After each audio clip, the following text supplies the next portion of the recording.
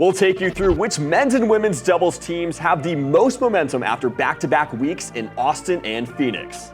I'll tell you which team has yet to hit the win column and what it's going to take to get there. And we'll go through the must-watch matchups for this weekend's event in the Sunshine State. All that and more coming up next on Inside Major League Pickleball.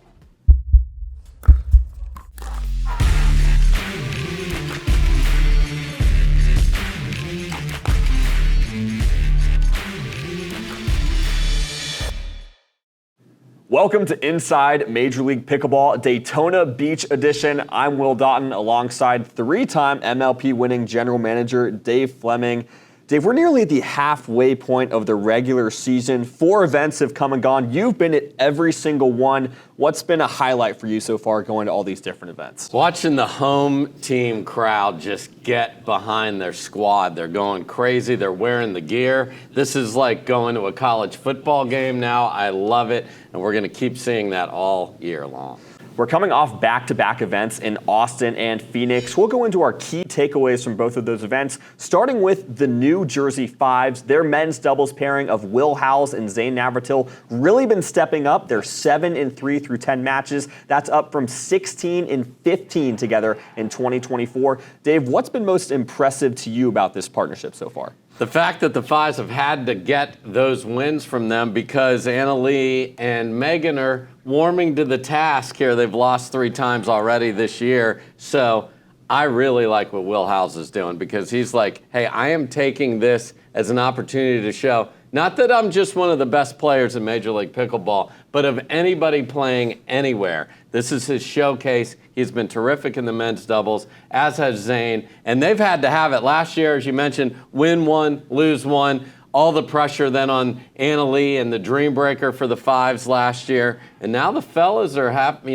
you got to have everybody putting their hand in the pile. They have done it. I'm impressed. And you talk about the women's doubles for New Jersey as well. AL and Megan Dazan are 7-3 so far this year. Just for reference, in 2024, Annalie Waters and Mari Humberg were 29-2. So their formula for winning was, hey, more likely than not, you're going to get a win from women's doubles. Yep. Then maybe 50% of the time you're going to get men's doubles. Then you win one of the mix, and then you have to, like you said, get a win in the Dream Breaker. Now it's a bit more of a flexible formula for victory for New Jersey, and that if that continues and Zane and Will continue to play as well as they have been, that is dangerous, bad news for the rest of the league. It is, and it's an opportunity for them to improve their seeding above maybe where we even thought they would be at the beginning of the year. I mean, we both have them outside of our top 4, just outside the top 4, but if they keep playing like this, they could certainly kind of surge up there towards the Dallas/St. Louis shot conversation. Looking at another impressive gender doubles team, we're looking at the Los Angeles Mad Drops women's doubles, Catherine Parento and Jade Kawamoto. They had a shocking defeat to Millie Rain and Maya Bui in their first match of the season in Orlando. Since then, they've been on an absolute tear, winning 8 matches in a row. Here's who they've beaten. They've beaten Annalie Waters and Megan Dazan. They've beaten Jackie Kawamoto and Rachel Rohrbacher. And then in Phoenix, they go and beat Georgia Johnson and Tyra Black for the Dallas Flash, their only loss of the season so far. So they are just playing so well, so confident for that team. I just love it because when that season started, I was like, what in the world just happened? There was all the stuff swirling around Catherine as well at the time with the Anna Lee breakup. And she and Jade are fantastic. And the win over the Flash ladies wasn't just squeak it out 15-13, something crazy. They blew them off the court. They got a lot of help from some errors on the other side, but Jade was terrific with offense. Catherine was playing so confidently. And this Mad Drops team has been cursed. They haven't had their whole team together since May of 2024 due to the health challenges that Thomas Wilson has, the doing the dishes injury of Hunter Johnson, and then the suspension of QD. So, my goodness, I want to see where they can go when they get the 4 humans they want to put on the court going. And the ladies have been awesome setting the table. And in Phoenix, they knew they had to do it because they weren't playing with Q, taking nothing away from Spencer Smith, but there's no familiarity there. So this team is legit. Speaking of teams that are surging, let's take a look at the standings. We've got the top 12 teams on the graphic for you. You see that bold line there at the 10th spot, right underneath the Miami Pickleball Club. That is the playoff cutoff line right now. So any teams below there, you're not going to make the playoffs if the season ended today. Those teams are the Chicago Slice, New York Hustlers, SoCal Heart-Eights, and Carolina Hogs. But Dave, let's talk about Brooklyn, because they had just a gauntlet to start the season. They played St. Louis, New Jersey, Texas, all in that opening event. Lost some close dream breakers there. Then they go 5-1 in Phoenix. Did what they needed to do, won in regulation. So they've really surged up into that top tier so far. Their 4 losses are to the 4 best teams. So they haven't gotten the signature win yet. But they're doing what they have to do when they're out there. I thought Rachel Rohrbacher and Jackie Kawamoto were fantastic in Phoenix, just really playing loose and together and dealing with the wind there and the heat. So I think this is a team, as are the Texas Ranchers. Show me that you can beat one of the top 4. And maybe we'll see that in the midseason tournament when we've got everybody bashing against each other to try and sort of show, hey, we've got the pelts on the wall back here. Because right now, Brooklyn's got everyone below them and no one above them. And we could see, some of those big wins coming up this weekend in Daytona, which we'll get to in a few minutes. But just if we can get the standings graphic up again, those top 8 teams, this is just a mind-boggling stat. They are 42-0 against the bottom 8 teams in the standings. That number courtesy of Matty Pickles. Love to have his voice in the space. But and as Maddie said, you either have it or you don't in pickleball. So it's just shocking, the lack of parity that we've seen through these first couple of events, and I don't really see it changing as the season goes on. What do you think, Dave? I think that's right, and I think what we're seeing is the way the teams were built. The games to 11, the teams are getting going pretty darn fast, and then we've seen with like the Flash, who are undefeated, they're so deep that if they do have a hiccup, and these top 8 teams just do have the depth through the lineup, we just talked about the fives and the fellas, they can handle one of the 4 not going their way, and then they recover because the other teams have a hole. They have a glaring weakness in one of their 4 players, and it's taken advantage of every time. I think we'll get, if we go March Madness here, a Cinderella story from somebody somewhere. This isn't going to be every one of them, especially with like Chicago Slice are down at the bottom. Ben Johns is one of the 0-8 teams. I think there is in and of itself one of the ones that could make that difference. But it is jarring when you look at that and go, nobody can handle it from 8 through 16 right now, or 9 through 16 right now. Will Daughton here with a breaking news update in Major League Pickleball. We've got a trade between the Chicago Slice and the Atlanta Bouncers. Chicago is sending Vivian David to Atlanta in exchange for Vivian Glosman. Now, David had an 8-8 record for Chicago and will now most likely play women's doubles with Victoria DeMuzio and mixed doubles with Jaume Martinez-Vic. Glosman had an 11-19 record for Atlanta and will now most likely play women's doubles with Callie Smith and mixed doubles with James Ignatowicz. We'll actually get to see Glosman in action this week at MLP Daytona, and she'll be looking to get off to a good start with her new team. Both Chicago and Atlanta would miss the playoffs if the season ended today, so we'll have to wait and see if this move helps either team surge into postseason contention.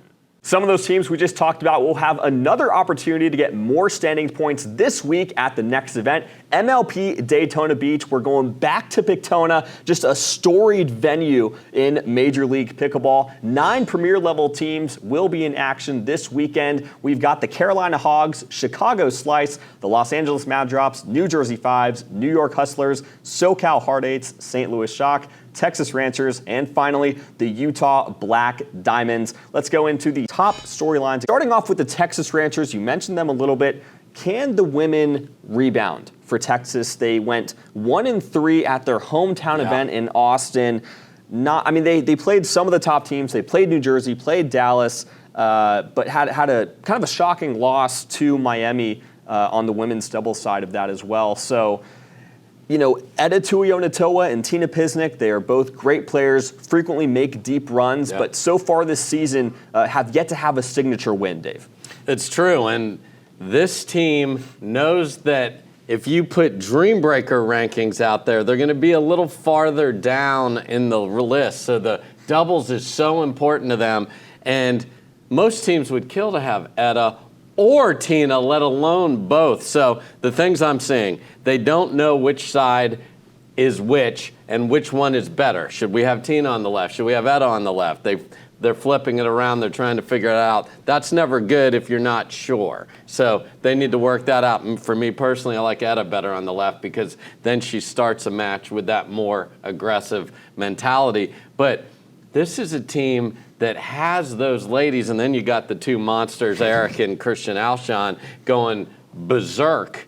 And when we start with women's this year, which is what the new rules are, you can't have your star women not winning the matches you expect them to win, including go beat Anna Lee and Megan Dazan. People have done that this year 3 times, as a matter of fact. So for the Texas Ranchers to get into the next tier, they have to win because I think they're behind everyone above them in a dream breaker. So they need that women's match. They're terrific players. They got to just start showing it. Tuiona Toa and Pissing will have a massive opportunity this week to get that marquee victory. Like you said, they'll play 2 of the top women's doubles teams in MLP, playing Los Angeles and St. Louis. We'll see if they can get it done in Daytona Beach. Let's go into our second top storyline, talking about the Carolina Hogs. The question here, can someone other than Ben Johns get a win for Carolina? It's only happened twice so far in 8 matches. What do you think, Dave?